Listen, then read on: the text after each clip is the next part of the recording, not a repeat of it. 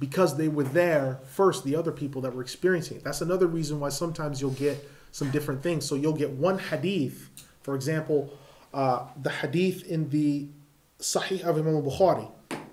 There's a statement where the Prophet ﷺ stood up and he mentioned everything from the beginning of creation up until the people entering into the paradise. He mentioned all of that in one sitting.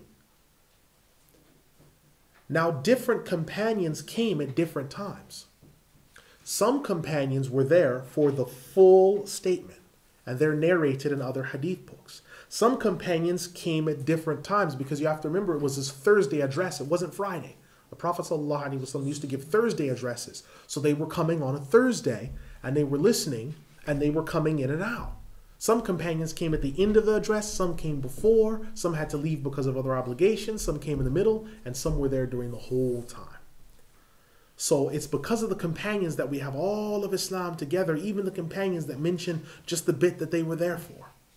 So that's why there's these differences with regards to the change of the Qiblah, calendars and how they kept time, because they, until the coming of the Prophet ﷺ and the organization of the calendar, the Arabs really had a very mishmash way of keeping records. And there were few things that they kept accurate dates on. They tend to name dates or statements that were significant, like the birth of the Prophet ﷺ, the 12th of Rabi al-Awwal, that tends to be remembered, right? The year of the elephant, right? The first revelation. People remember the 27th of Ramadan. It was this time. They remember that because it was underlined as an important historical event. But you'll find many times companions not knowing what the full date was when they were born, or what the day was when they were born. And that has to do with the fact of the disorganization of the calendar before Umar fixed it and perfected it.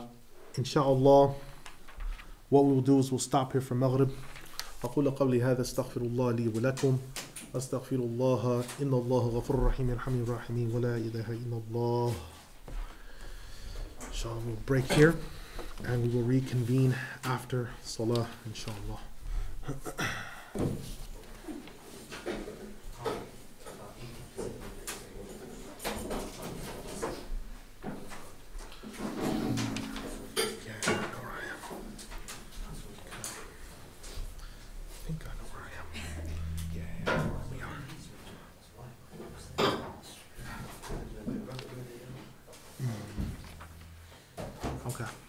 We ready to begin?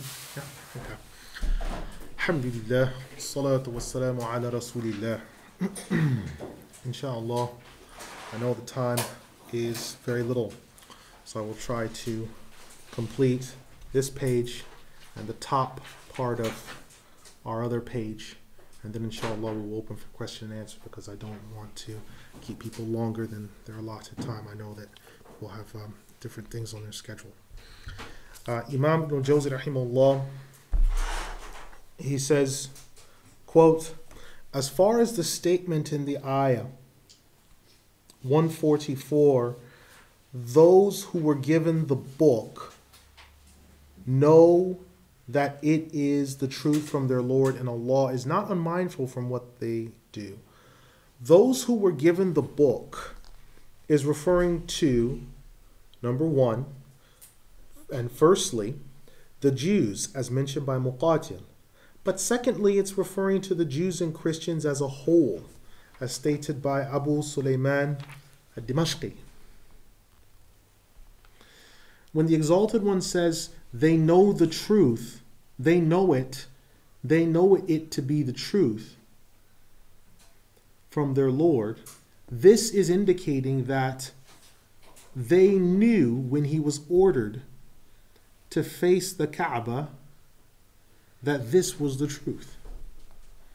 And the rest of the ayah, they pretended that they did not know what was being referred to, and they concealed the knowledge that they knew.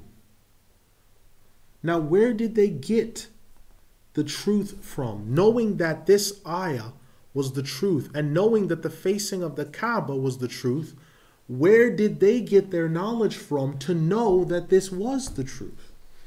There are four areas with regard to this.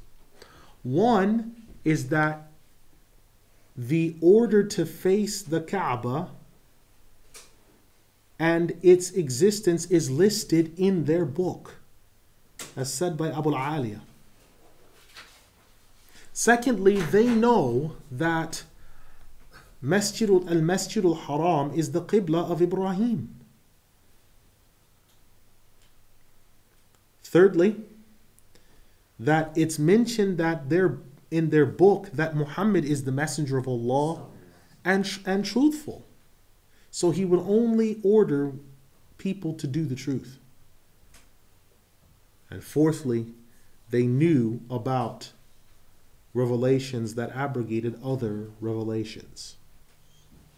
Close quote. So this is referring then to the fact that the Jews and Christians, they knew that it was the truth, and the Jews more so because it's mentioned in their book. Now the word Becca and the land of Faran are mentioned in the Jewish documents, the leftovers of their revelation. The word Becca appears in Tehillim, or what they call in English. Tehillim is the book that's in English is called the Psalms. It's in their book where Becca is referred to. And it's used the ancient word Becca, the Kaaba. So it's Becca. It's also understood that in their book, Faran is referred to, Mount Faran, in their book, Devarim, or Deuteronomy, chapter 33, verse 2, that when it mentions that, and the Lord shall come from Faran. Faran is a mountain range, and more specifically, Mount Faran. There's only 3 mountain ranges that have a Mount Faran. One in Samarkand, one near Turkey, and one in Mecca. And that Faran has on it the cave, which is Hira. So we know for a fact that the Prophet Muhammad ﷺ is mentioned in their book, even though they've tampered with certain areas and they've mangled certain things. It's mentioned in their book. It's mentioned in their book about Becca. That's clear, and that's been discussed before. Also, they know that Al-Masjid al-Haram is the Qibla of Ibrahim, because they know in the wanderings of Ibrahim that he went through those areas and that he was in that area. They know that. But it takes heavy discussion, and usually someone that is well learned in Judaism, to actually have an honest, proper conversation. The Christians, obviously the eye is clear, because they really are astray. They really do not know. They don't understand what's going on because their book has reached them second, third hand. But this is why the children of Israel, maghdubi alayhim, they are, Allah's wrath is upon them, because they know and they act and move against contrary to what they know. All right. And then finally, the possibility of abrogation, because they knew certain laws were abrogated by other laws, and they knew what was coming. إن شاء الله أقول قولي هذا أستغفر الله لي ولكم أستغفر الله إن الله غفور رحيم يرحم الراحمين ولا إله إلا الله. Inshallah, we will stop here, and we will have to pick up next week from ayah 145. We will start from there, inshallah. It's the continuation of the discussion on the Qiblah and what's happened with the Qiblah. Is there a question over what we've covered today? Yes? Alhamdulillah,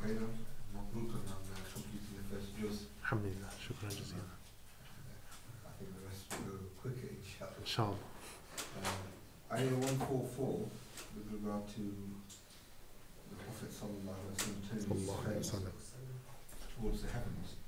A lot of the Mufassirun and the scholars, they state that he was actually in the state of Salah, and he was praying his Salah and he was looking up into the sky. And at that point, the order was proclaimed upon the Prophet sallallahu alaihi wasallam. So whilst in the place, whilst he was reading the Salah and the Sahaba were behind him, that he actually turned his face during the Salah, and that was done in Masjid al-Qiblatain, and the Masjid of the two Qiblas, and he turned, and as he turned, the Sahaba obviously saw the Prophet ﷺ turning, so they turned with him, obviously thinking that the Prophet ﷺ was better than they. That's a lot of the scholars say this quite a lot. What's your views on this? The question is regarding the statement that the Prophet ﷺ received this revelation of the change of the Qiblah while he was in Salah, and that the companions who were with him, they turned with him, and they changed their position of Salah. Alhamdulillah, salatu wassalamu ala rasulillah. This is correct. This is correct.